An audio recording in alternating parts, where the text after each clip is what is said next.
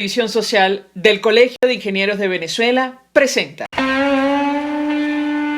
RCR presenta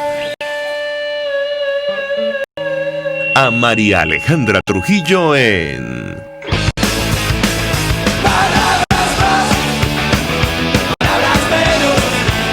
Palabras más, palabras menos.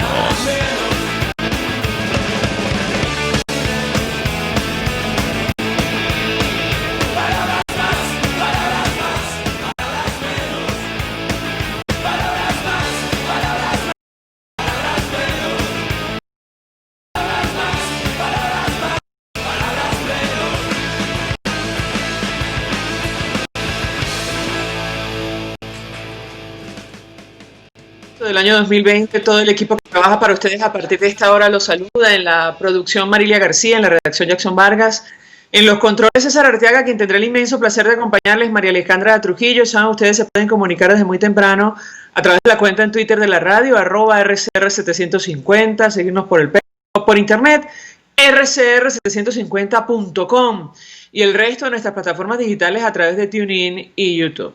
Escuchaban ustedes algunos titulares de los diarios de circulación nacional, temas que vamos a debatir ampliamente durante la mañana de hoy. Ya superamos los 1000 casos diarios de COVID-19 en nuestro país, un escenario sobre el cual ya se había pronunciado la Academia Nacional de Ciencias Físicas, Matemáticas y Naturales. Eso provocó amenazas en su contra y, sin embargo, bueno, llegamos allí. Recordar, y de esto vamos a hablar ampliamente durante la mañana de hoy, que lo que vemos hoy es una fotografía de una semana o dos, es decir, la situación es muy diferente hoy día. Venezuela superó la barrera de los 1000 casos, dice el Nacional. Jorge Rodríguez, ministro de Comunicación del régimen, indicó que 25% de los contagios comunitarios de este martes corresponden al Distrito Capital. Jorge Rodríguez, ministro de Comunicación, informó que en las últimas 24 horas se registraron en el país 1.138 nuevos casos de coronavirus. Con este balance, la cifra de contagios asciende a 27.938. También hay que subrayar que ahora mismo hay solo 2 laboratorios haciendo pruebas confirmatorias de COVID-19 en nuestro país, en el Instituto Nacional de Higiene y en el IBIC. En países como Colombia tienen más de 80 laboratorios haciendo pruebas de este tipo. Ayer se abrió una discusión amplia sobre el anuncio de Rusia. Hay serias dudas sobre la veracidad. De hecho, ha generado confusión, como dicen las agencias de noticias. Vladimir Putin, el presidente Vladimir Putin, expresó que el medicamento, la vacuna contra el coronavirus es eficaz, a pesar de que la fase 3 de las pruebas aún no ha comenzado. Por su parte, la OMS llamó a tener prudencia y esto es fundamental. Ayer escuchábamos toda clase de análisis de expertos, incluso el experto más importante de Estados Unidos, como Anthony Fauci, advirtiendo que no creían en la eficacia y la seguridad de este fármaco. La OMS subrayó, la Organización Mundial de la Salud, que la vacuna rusa deberá ser revisada para su precalificación. De esto vamos a hablar ampliamente durante la mañana de hoy. Es que genera toda clase de dudas. No es menor la importancia de la seguridad al momento de aplicar cualquier tipo de vacuna. Y tenemos en la línea telefónica a nuestro primer invitado. Debemos hablar sobre estos temas. Me dicen que ya tenemos al doctor José Félix Oleta, exministro de Sanidad y Asistencia Social, forma parte de la red Defendamos la Epidemiología Nacional. Doctor, 1.000.000 de gracias por atendernos. Muy buenos días. Muy buenos días, María Alejandra. Estamos a su orden. Mucho interés de conversar con usted acerca de lo que está ocurriendo con la pandemia. Antes de hablar de nuestro país y, digamos, el escenario que tenemos por delante, le pediría un comentario sobre este tema de la vacuna rusa contra el COVID-19. Lo escuchamos. Bueno, en primer lugar, debemos decir que la vacuna es la herramienta quizás más importante que aspiramos todos los seres humanos para poder vencer y limitar el desarrollo de la pandemia.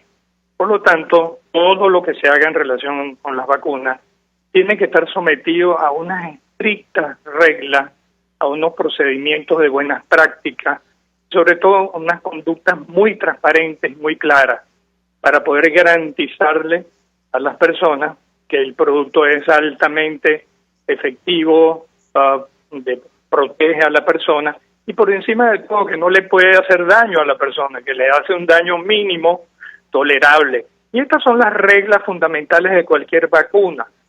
Y para eso se pasa por un protocolo muy estricto que tiene que ser validado, tiene que pasar por unas fases que son obligatorias, no se pueden saltar las fases de prueba porque se corre el riesgo de que la vacuna fracase. Y por lo tanto, ante la gran expectativa que se ha producido a nivel internacional, un anuncio de esta naturaleza que no está soportado con pruebas científicas, nos está indicando que es una decisión política muy probablemente equivocada. Y por lo tanto, eso pone en peligro y en riesgo a las personas que vayan a recibir ese tipo de vacuna. Si el señor Putin coloca a su hija, bueno, es una, como primer conejillo de Indias, es una medida imprudente, temeraria y riesgosa, primero para su hija y para el resto de la población que vaya a recibir esa vacuna. Por lo tanto, no le está haciendo ningún beneficio, ninguna propaganda favorable a esa vacuna que no cumple los requisitos de precalificación de la Organización Mundial de la Salud. Sobre la importancia de las fases, doctor, quisiera su comentario porque lo hemos hablado con otros especialistas. Entendemos que inicialmente las vacunas se prueban en animales, luego en seres humanos y luego que superan estas etapas, pasan a la etapa de pruebas masivas. Es lo que falta en el caso concreto de la vacuna rusa, ¿correcto? Ciertamente, ese es un paso fundamental en donde usted está ampliando el volumen de personas que van a ser sometidas a prueba y en consecuencia le da validez a los resultados. Usted puede tener en una población relativamente pequeña una observación limitada, estadísticamente limitada, pero cuando usted tiene una población muy grande en donde está probando la eficiencia de la vacuna, su efectividad, caramba, ya usted tiene una sólida base para poder promover el uso masivo universal de la vacuna y ya la producción industrial. Pero si eso no se cumple, se rompe una de las reglas fundamentales, como digo, para proteger a la población, tanto porque la vacuna tiene que ser efectiva, como porque la vacuna tiene que ser absolutamente segura para su administración. Entonces es una regla de oro que no se puede romper. Como digo, romper eso significa un riesgo muy grande para la población que vaya a recibir ese tipo de vacuna específicamente. Sobre todo lo pienso en los niños, doctor. Ayer en varios medios de comunicación norteamericanos expresaban preocupación al respecto. Le pregunto sobre lo que está ocurriendo en nuestro país. Superamos los 1.000 casos diarios según cifras oficiales, un escenario que ya proyectó en su momento la Academia Nacional de Ciencias Físicas, Matemáticas y Naturales. Lo escuchamos. Sí, ciertamente. Recuerde que las cifras que nos están dando son las cifras de casos confirmados.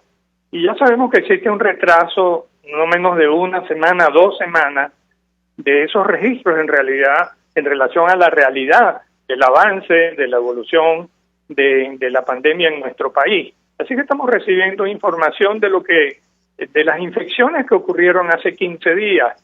Por lo tanto, se estima que el número de casos reales en este momento es muchísimo mayor, probablemente 1, 2 veces o 3 veces mayor que lo que oficialmente se está informando.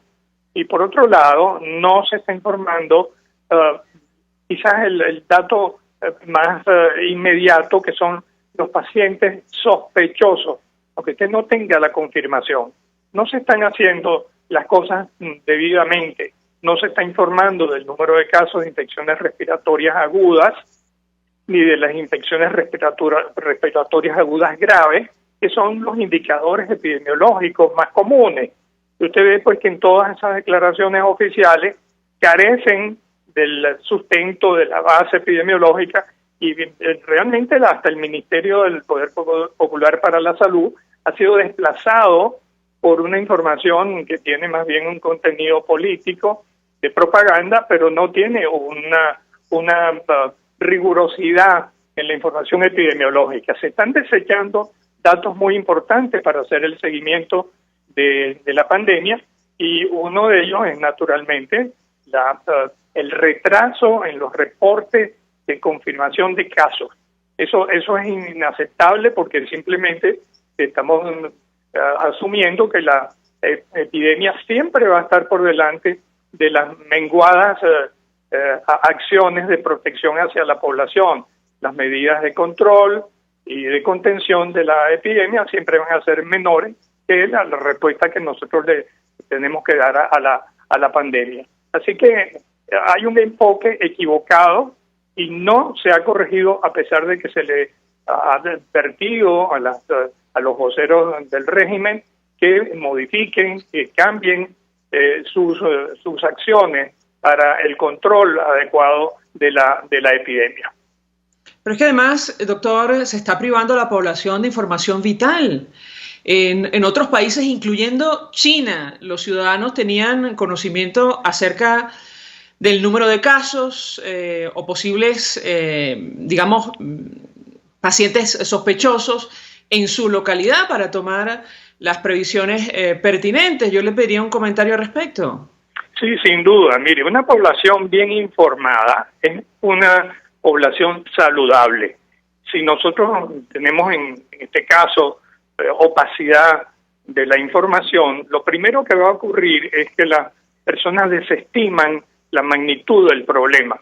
Lo segundo es que no reconocen los factores de riesgo, no saben dónde están los grupos, los focos más activos de la enfermedad. Y en términos generales se produce incertidumbre, dudas acerca del problema, y la gente rompe las reglas fundamentales, que en este momento son unas reglas de orden social, de orden colectivo, donde todos debemos cooperar para disminuir la posibilidad de contagio. Así que la política de comunicación masiva, de información masiva y educación al público es una de las fallas más importantes de las acciones que se están tomando en Venezuela en los últimos meses en relación a la pandemia. No hay una adecuada información, y en consecuencia las personas no valoran, no validan la importancia del problema y se ponen a riesgo. Eso creo que hay que recalcarlo también, y ha sido una de las exigencias del segundo documento producido por las academias. Sobre el subregistro, doctor, escuchábamos declaración del gobernador de Anzoátegui, Alberto Barreto Sira, advirtiendo que tienen en esa entidad la cifra de 100 víctimas mortales sospechosas de COVID-19 sin confirmación de pruebas. Evidentemente contrasta un dato de esa naturaleza con lo que se le ha venido diciendo al país. De momento, oficialmente, se reconocen solo más de 200 víctimas, 200 decesos producto del coronavirus. Yo también le pediría un comentario al respecto. Bueno, ciertamente he oído las declaraciones del gobernador Barreto Sira, por cierto, muy preocupado y con razón, porque lo primero que ellos ven es las emergencias y sus hospitales colapsados, saturados de pacientes, y no pueden atender específicamente a los pacientes más críticos y más graves. Y están viendo, por supuesto, un número muy importante de fallecimientos, de personas, de decesos que son atribuibles a la enfermedad y que no son reconocidos. Escasamente 2 o 3 muertes han sido reconocidas como casos confirmados, de acuerdo con la información oficial. Y esos los valores que está dando Barreto Sira son 50 veces más. Así que ese caso particular de Anzoátegui es muy demostrativo de que las cifras oficiales no son confiables, muchas veces son confusas, y en tercer lugar, pues simplemente no no traducen la realidad de lo que está sucediendo. Yo pienso que si esas cifras fueran manejadas precisamente por la Dirección de Epidemiología del Ministerio, podrían ser perfectamente pulidas, sometidas rigurosamente a procedimientos de verificación, y probablemente pues tendríamos unos valores más cercanos a la realidad. Pero para eso se necesita voluntad política, y si hay algo que está claro en el manejo de esta pandemia es la opacidad. Doctor, tenemos que hacer una pausa por la policía. Yo le ruego que permanezca unos minutos más, porque preocupa y mucho lo que está ocurriendo con el personal de salud en nuestro país. Tenemos noticia de incluso la renuncia de algunos médicos, enfermeras, personal en general en algunos centros asistenciales por el número de decesos, pero también la falta de insumos y material de bioprotección. Yo le pediría un comentario, pero si me permite, al regreso de la pausa, ya venimos con más. Usted escucha Palabras Más, Palabras Menos en RCR 750 AM. Puedes seguirnos en nuestras redes sociales. En Twitter, @RCR750, la radio que se ve. Mensaje del ingeniero Kenick Navarro, presidente del FOMPRES-CIB. Apreciado colega ingeniero, arquitecto y afín, el Fondo de Previsión Social del Colegio de Ingenieros de Venezuela, FOMPRES-CIB, diseñó para la protección de tu salud el Sistema Integral de Previsión Social. El mismo tiene a tu disposición beneficios de la solvencia, asistencia primaria de salud, el plan de salud con coberturas de acceso VIP, todos estos planes pensando en la protección de tu familia. Para mayor información visita fomprescibe.net.be. Colegio de Ingenieros de Venezuela, construyendo futuro. En Arnamar contamos con una muy extensa gama de productos cosméticos de primerísima calidad para el cuidado personal de toda la familia.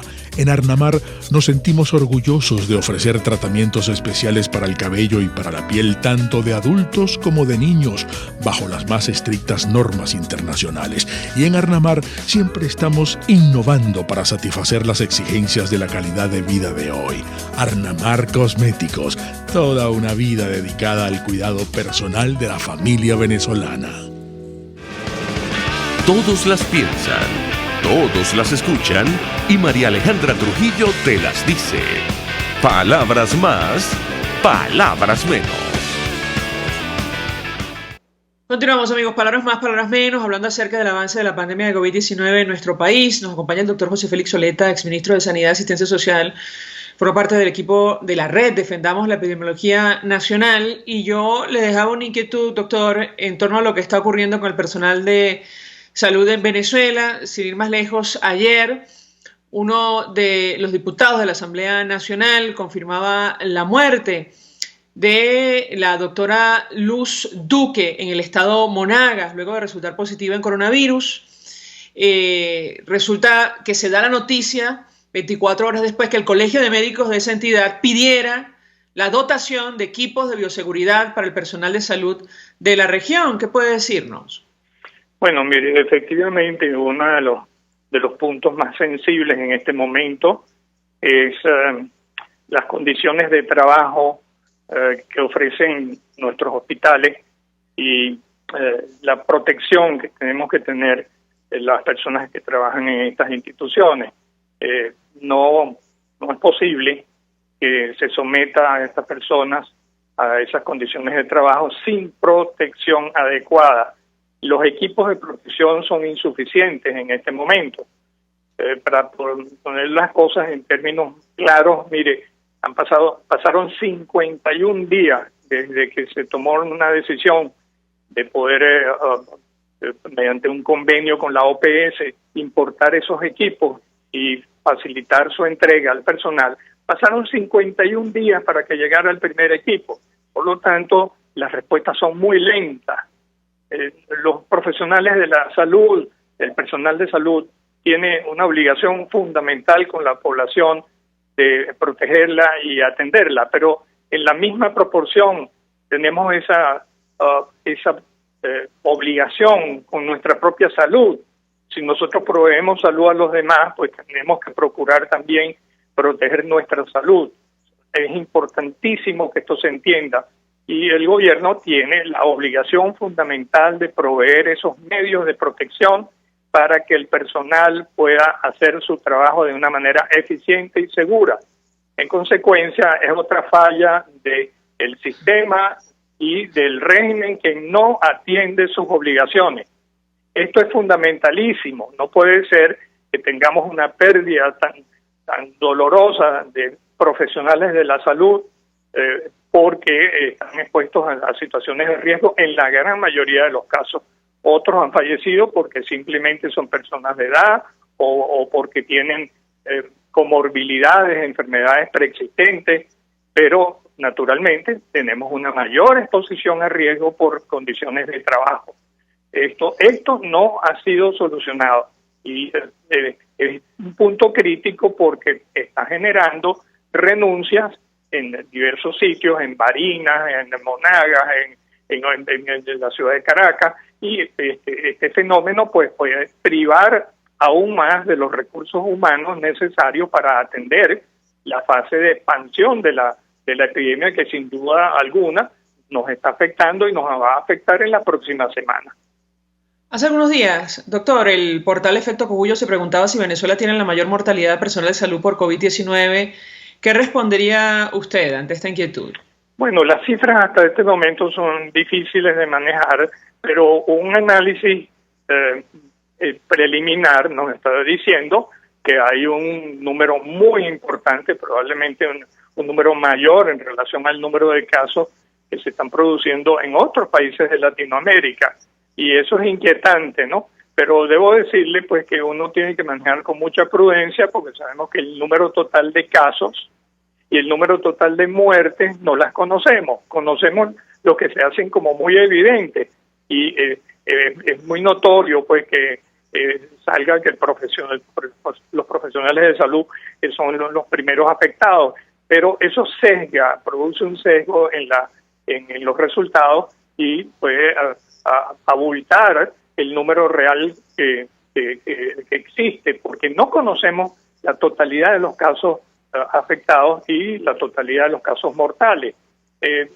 Yo creo que debemos manejar con mucho cuidado esa estadística hasta que tengamos pues una valoración mucho más amplia del impacto de la mortalidad y de la incidencia de la enfermedad en la población general. Además, doctor, usted me corregirá si me equivoco, pero se trata de una información vital que tendría que ser confirmada por las autoridades, ¿correcto? Como ha ocurrido en otras partes del mundo. Ciertamente, fíjese, en la medida en que avanza la pandemia, todo caso que parezca COVID va a ser COVID en el 99% de los casos, y todas las muertes que tengan características clínicas y complementarias con radiología, con otros estudios, aunque no tenga la confirmación, van a ser casos sospechosos de altísima probabilidad de COVID y a la larga van a tener que ser registrados en esa forma. Vea que en otros países donde ya pasaron todas estas fases, la propia China y está ocurriendo en España, hay subregistros y hay reclamos por esos subregistros de los casos mortales.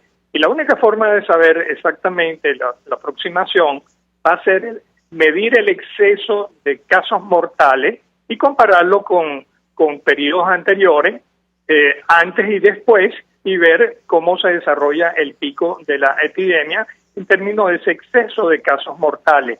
Pero lamentablemente en Venezuela tenemos 4 años donde no tenemos información sobre morbilidad y mortalidad.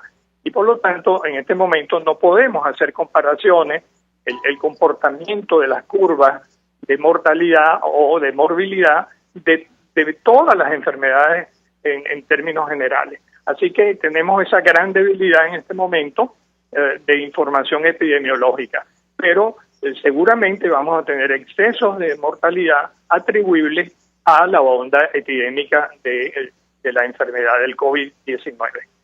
Sobre la efectividad, doctor, de la instalación de este montón de camas en el Poliedro de Caracas, yo le pediría un comentario, bueno, luego de varios días de la puesta en marcha entiendo, este centro de salud, por llamarlo de alguna manera, lo escuchamos.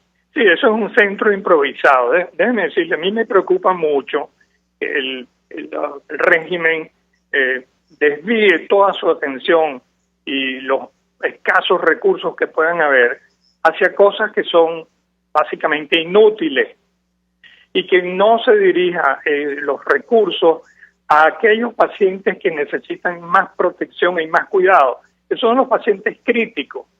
Así como se llenan la boca diciendo que ponen 1.000 camas al servicio de la población para colocar personas asintomáticas, ojalá nos pudieran decir cuántos ventiladores, cuántas camas de cuidados intensivos hay disponibles en este momento. Y hay un silencio oficial en relación a esos recursos que son indispensables para la atención de los pacientes más críticos.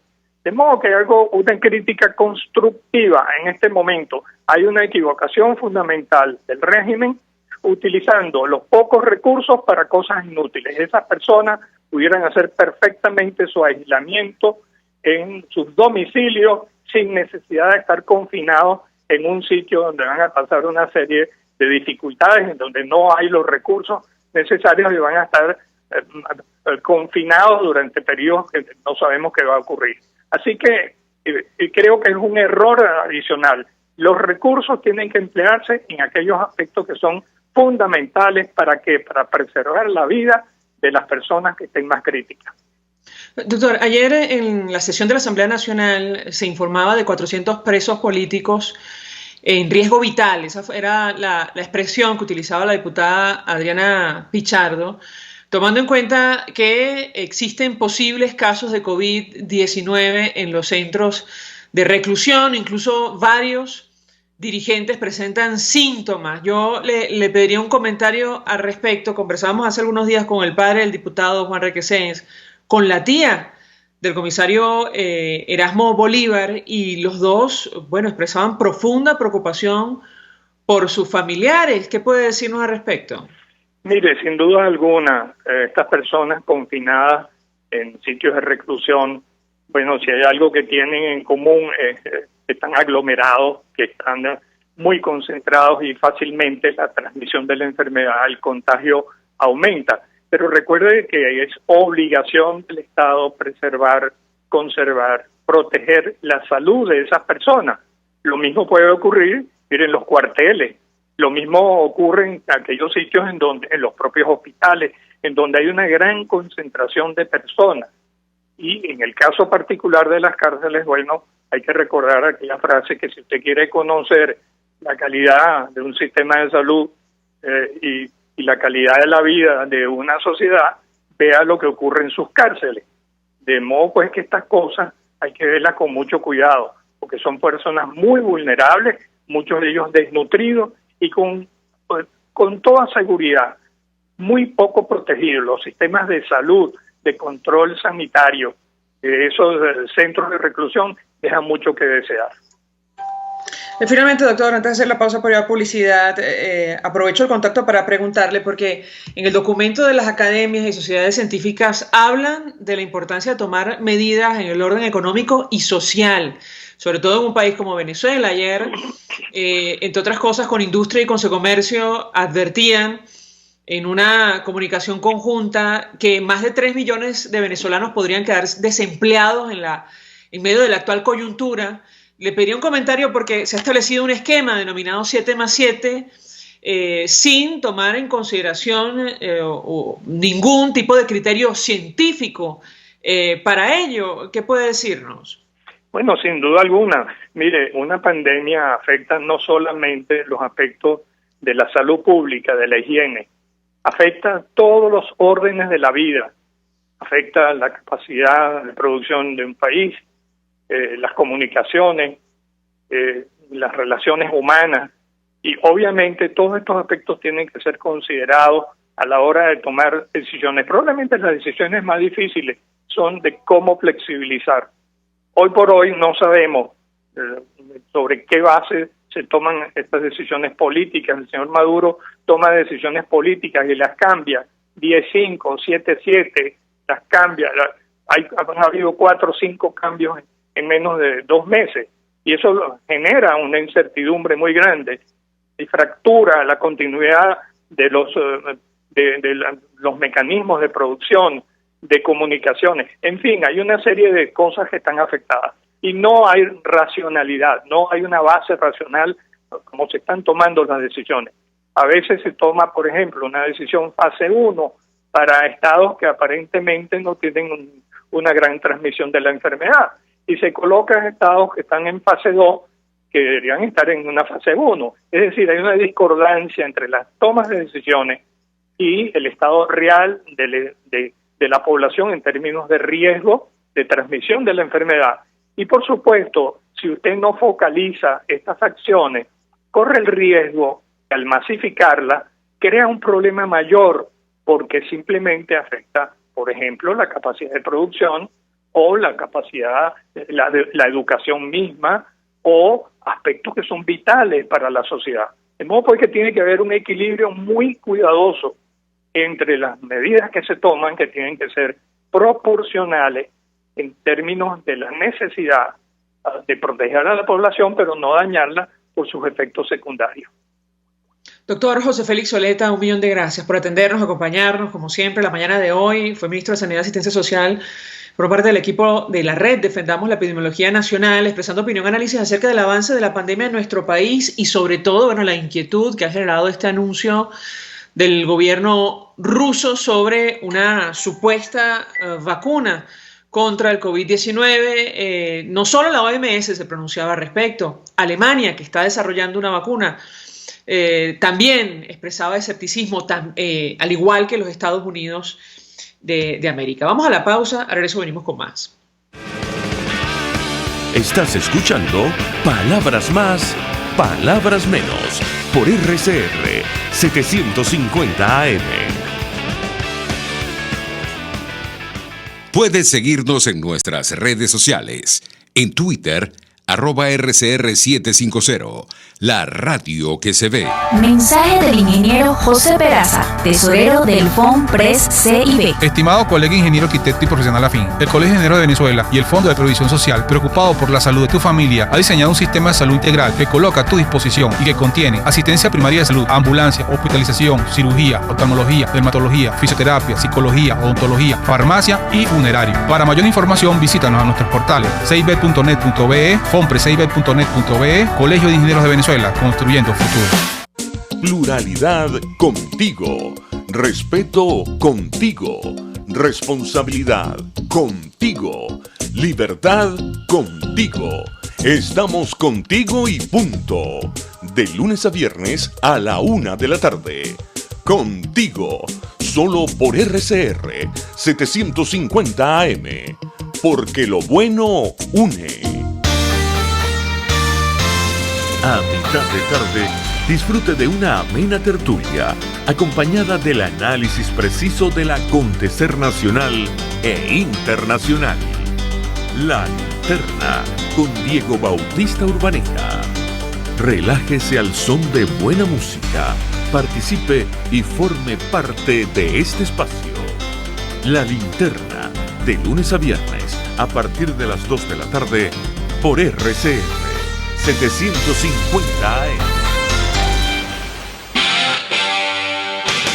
RCR 750 AM. Porque lo bueno une.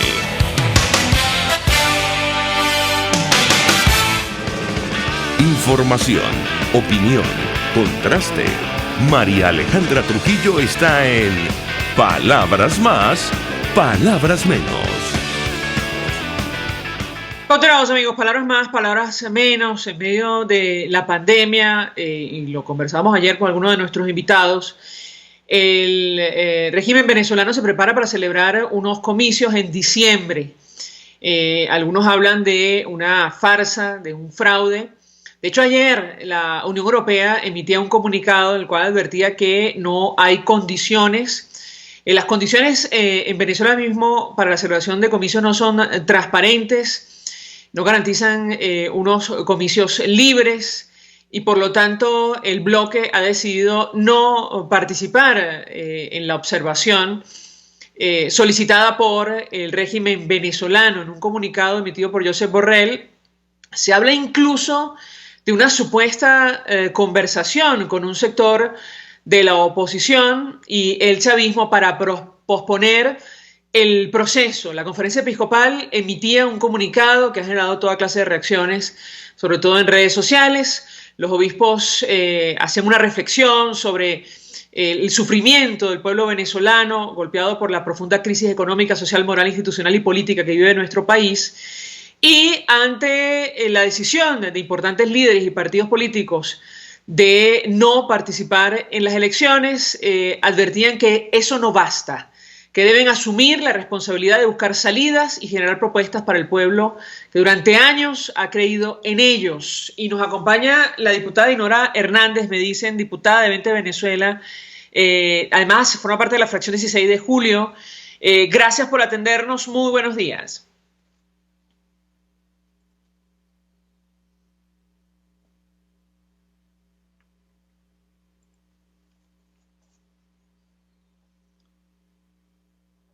Sí, a ver si me escucha. Diputada Dinora Hernández, buenos días. María Alejandra, buenos días, por acá a la orden. Pues mucho interés de escuchar su opinión, análisis acerca del comunicado emitido por la Conferencia Episcopal Venezolana el día de ayer ante las elecciones parlamentarias, lo que la Asamblea ha calificado como un abierto fraude. Los obispos advirtiendo sobre la situación de sufrimiento que atraviesa el pueblo venezolano, aseguran que no basta con expresar la voluntad abierta de no participar en estos comicios. Piden a la dirigencia política de nuestro país asumir su responsabilidad en la búsqueda de salidas y generar propuestas para el pueblo que durante años ha creído en ellos. ¿Qué responde usted, diputada? Bienvenida, la escuchamos. Muchísimas gracias, María Alejandra. Primero que nada, recordar que durante estos años de sufrimiento que ha significado la permanencia de este régimen tiránico en el poder en Venezuela, la Iglesia Católica se ha mantenido al frente de los ciudadanos, o digamos que en todo caso al lado, acompañándolo en este sufrimiento y este pesar que ha ocasionado tantas muertes, tanto destierro, tanto exilio y en fin, una dantesca situación que es la que hoy atraviesa nuestro país. Allí ha estado la Iglesia, inclusive la Iglesia Católica ha sido también víctima de este régimen que ha tomado sus sedes, que ha perseguido párrocos. Entendemos también que la Iglesia somos todos los creyentes, por ello, entendiendo que la Iglesia hace un correcto diagnóstico de la situación, no podemos comprender todavía por qué la solución sigue siendo participación o instar a participar en un fraude electoral que solamente le concedería más tiempo a la tiranía en el poder. No obstante, consideramos que es la misma Iglesia, la propia Iglesia, la que debe dar respuesta al por qué el cambio en esa posición que ha venido siendo de fuerza en contra de un régimen tiránico que, por cierto, no dudamos que ella también combate, pero que entendemos que participar en este fraude electoral no es la mejor manera y, por supuesto, coincidiendo en que la dirigencia política debe presentar propuestas. En este sentido, mi organización ha creído firmemente que la propuesta es una operación para la paz y la estabilización de Venezuela y también instamos al resto de las organizaciones políticas a entender que un régimen de este tipo no sale por un proceso electoral y en las próximas horas que sea la misma Iglesia Católica que dé cuenta de las razones que le llevan a suponer que una vía que legitime este régimen en el poder pudiera ser la posibilidad para salir de ellos, María Alejandra. Claro, ellos dicen en uno de los puntos del comunicado emitido el día de ayer que a pesar de las irregularidades, la participación masiva del pueblo es necesaria y podrá vencer los intentos totalitarios y el ventajismo de parte del gobierno. ¿Qué responde usted ante un argumento de esta naturaleza?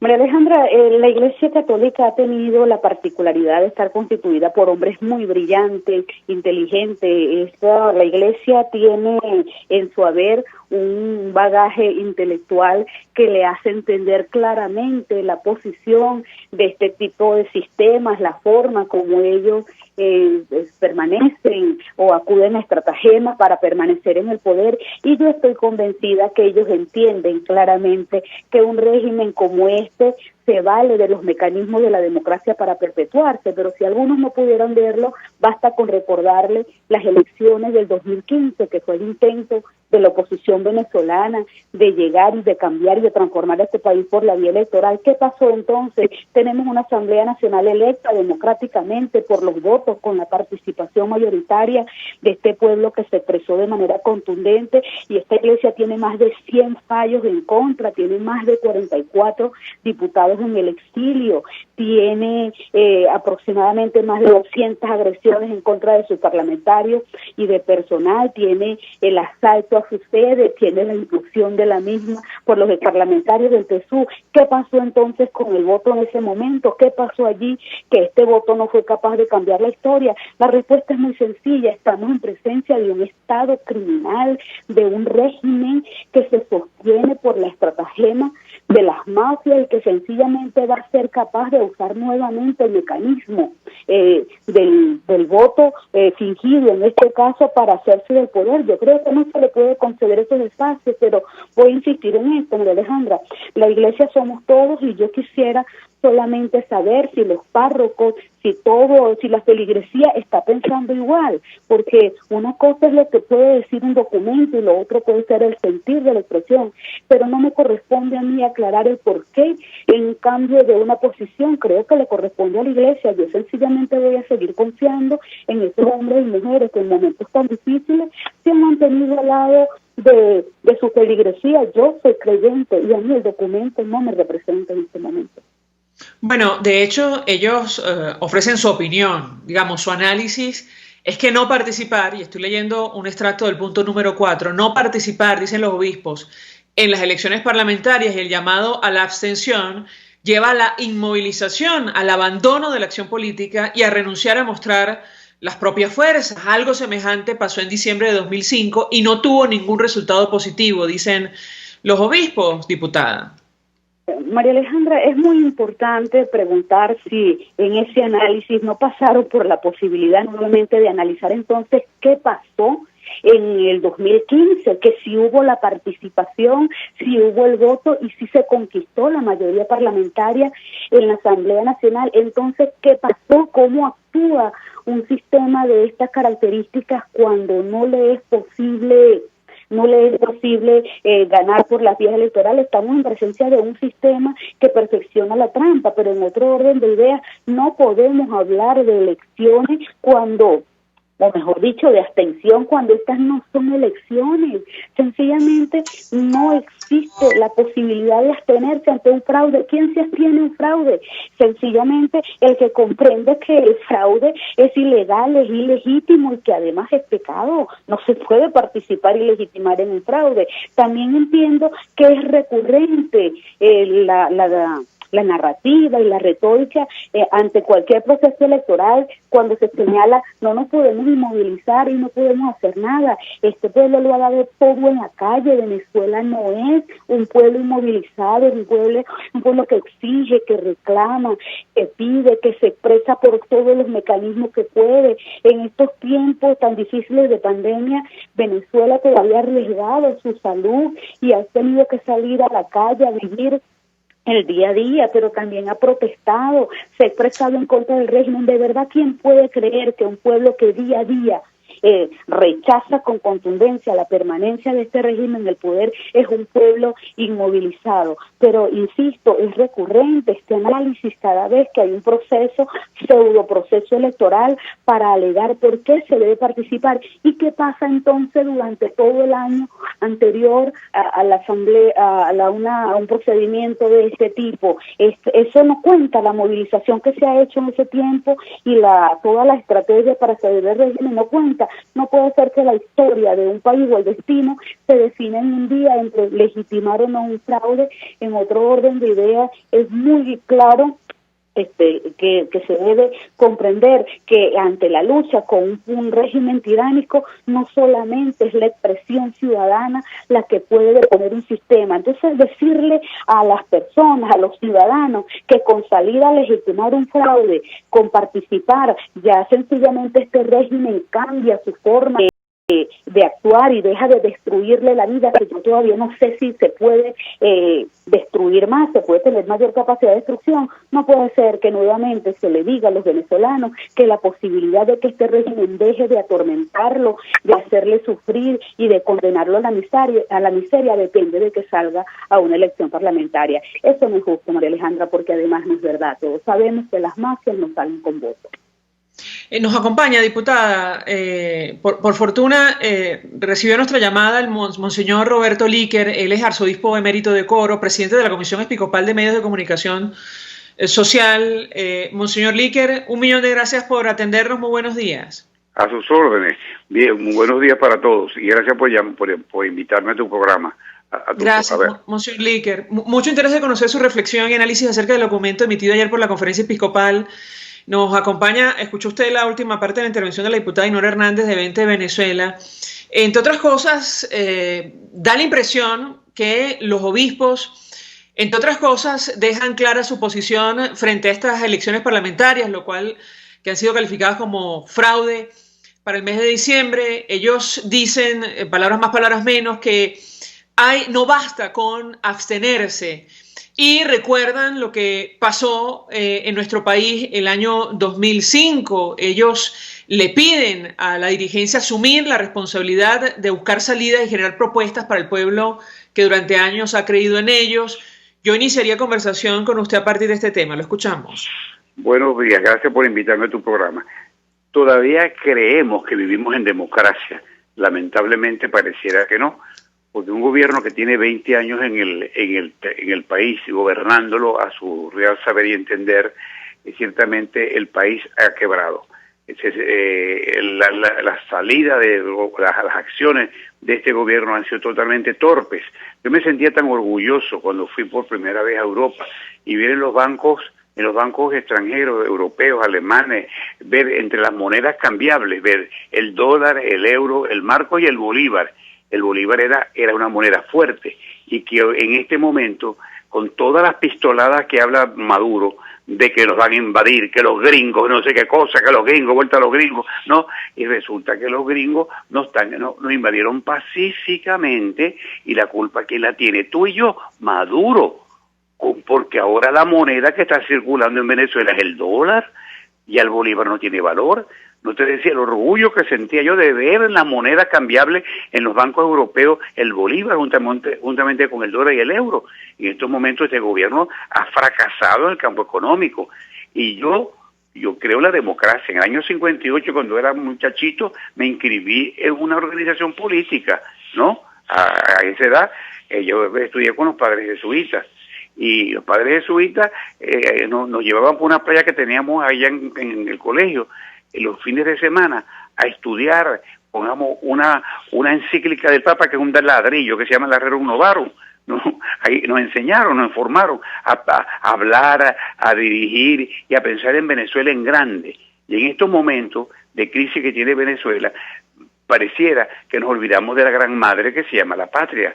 La patria nuestra es Venezuela y es una madre, y el cuarto mandamiento nos invita a querer, a respetar y a querer a nuestra madre que es Venezuela. Y las próximas elecciones yo veo como una salida democrática. 80% de la población no está de acuerdo con el gobierno del presidente Maduro. Es decir, es una salida. Y que la Conferencia Episcopal invite al pueblo venezolano a cumplir con su deber demócrata de votar. Eso me parece muy bien. Y yo personalmente me da arrepentimiento que en una ocasión yo obedecí y no fui a votar. La única vez que no fui a votar. Pero no podemos, ante una crisis tan grave que tiene Venezuela, a estar jugando a la politiquería que tanto daño nos ha hecho a los venezolanos. Diputada, ¿qué contesta usted ante el argumento del monseñor Líquer? ¿Cómo? Bueno, respetando como siempre sus argumentos, yo ratifico lo que acabo de señalar. Creo que no se puede participar de un proceso que es fraudulento. Estimo que la Iglesia en este momento como conductora tiene todo el derecho a emitir su opinión, pero no podemos nosotros sencillamente compartir todo, sencillamente porque viene de una institución con tanto prestigio como la Iglesia Católica, que además ha sido víctima de este sistema, de este régimen, y que no dudamos en que siempre su función y su labor ha sido de combate. Y yo nuevamente, al señalar que no hay posibilidad de abstención, solamente recuerdo que no existe esta figura cuando los procesos no son democráticos, precisamente por no estar viviendo en un sistema de democracia y por tener la experiencia también de un sistema, de un régimen que cada vez que invita un proceso de este tipo y no logra ganar con los votos, ellos, como fue el caso de la Asamblea Nacional, entonces arremete contra la Asamblea Nacional, quita hasta los espacios, coloca protectorados en gobernaciones que no les son afines, emite fallos judiciales utilizando estas estructuras para coartar la acción de las instituciones legítimamente ganadas por el voto, porque sencillamente es un régimen que no está dispuesto a ceder el poder de ninguna manera, pero se vale de las instituciones que también ha de alguna manera tomado para sí, para su ejercicio. No es suficiente la institución del voto para garantizar la democracia, hace falta también el ejercicio pleno de esa democracia, y estamos en presencia de un sistema que no va a ceder porque sencillamente ya lo ha demostrado. Creemos entonces, sin embargo, que sí, vamos a coincidir con la Iglesia en que la dirigencia tiene que ser responsable, la dirigencia tiene que luchar para dar condiciones, pero todos sabemos que la condición mínima para que Venezuela pueda vivir en democracia es que cese la usurpación. No obstante, ratifico nuevamente mi respeto a la Iglesia Católica y saludo que siempre se hayan mantenido al lado del pueblo venezolano. Creo que hay un cambio de posición en este documento, pero sin embargo no me corresponde a mí evaluar el mismo, sino evaluar las circunstancias por las cuales nosotros, desde 20 Venezuela y desde la fracción 16 de julio, creemos que con un sistema criminal no se puede participar en procesos electorales porque no está garantizado el ejercicio de las funciones democráticas, y a las pruebas me remito. Soy parlamentaria de la Asamblea Nacional y nosotros hemos sufrido en carne propia lo que es no poder cumplir con una asamblea que se conquistó a través del voto. Gracias. Un momentico que le voy a responder. Se olvida la señora que está hablando que con un consejo electoral chimbo, con un consejo igual al que tenemos ahora, ustedes no ganaron la Asamblea Nacional, ahí no hay chavista, y fue precisamente con el voto que se logró, aún con todas las atropelías de este gobierno, como usted lo acaba de decir, con lo cual yo estoy de acuerdo, con todas esas atropelías. Sin embargo se ganó y perdieron, el gobierno perdió la Asamblea Nacional. Y ahora al gobierno le interesa la Asamblea Nacional, y por eso está haciendo toda esta tramposería que yo no las entiendo. Yo no entiendo por qué Maduro tiene que intervenir la Directiva de Acción Democrática. Es un atropello. Él no tiene por qué meterse en eso. Y decirle a Acción Democrática que despierte, es una tronco de organización. ¿Quién nos enseñó a nosotros? Yo no soy adeco, pero tampoco soy enemigo de los adecos. ¿Quién nos enseñó a ser demócrata? Acción Democrática. Pero el Rómulo Betancourt, que se fue al exilio y miró a Venezuela desde el exilio, se dio cuenta de los errores que cometieron. Cuando retorna Betancourt, es otro Betancourt. Y tanto es así que se enfrenta a Luis Beltrán, que en paz descanse, no sé a qué me salga esta noche. Luis Beltrán venía con el mismo tonito con el que se fue, buscando enemigos donde no habían, y prefirió Betancourt que Luis Beltrán Prieto se fuera del partido y le hiciera la peor desgracia a Acción Democrática, que fue el MEP, que se le fue la mitad de los adecos, se le fueron, y sin embargo Acción Democrática todavía es Acción Democrática, que todavía es un partido que nos enseñó a ser demócrata, y les habla alguien que es demócrata pero que no es adeco. Yo no soy enemigo de los adecos, son mis grandes amigos, pero por lo que voy, aún así, con todas esas tropelías que hicieron, con todas esas sinvergüenzuras que hicieron, hoy la Asamblea Legislativa está en manos de la oposición. Y yo me acuso que yo obedecí a esa línea de no votar en una ocasión, solamente en una ocasión. En esta ocasión no, porque Venezuela es mi madre, Venezuela es mi madre. Yo quiero a mi madre Venezuela, y la única forma que yo tengo como defender a mi madre, con todas las tropelías que puede hacer el gobierno, es a través del voto.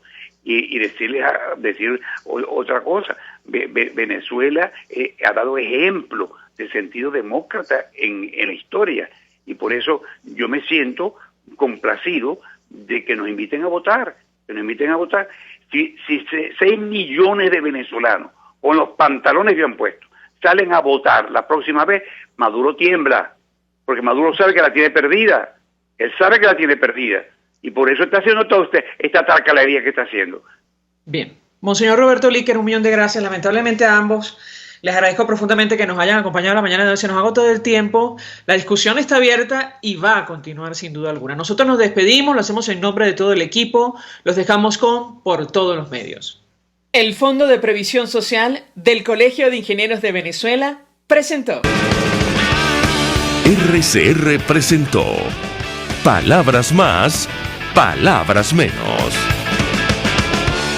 RCR 750 AM.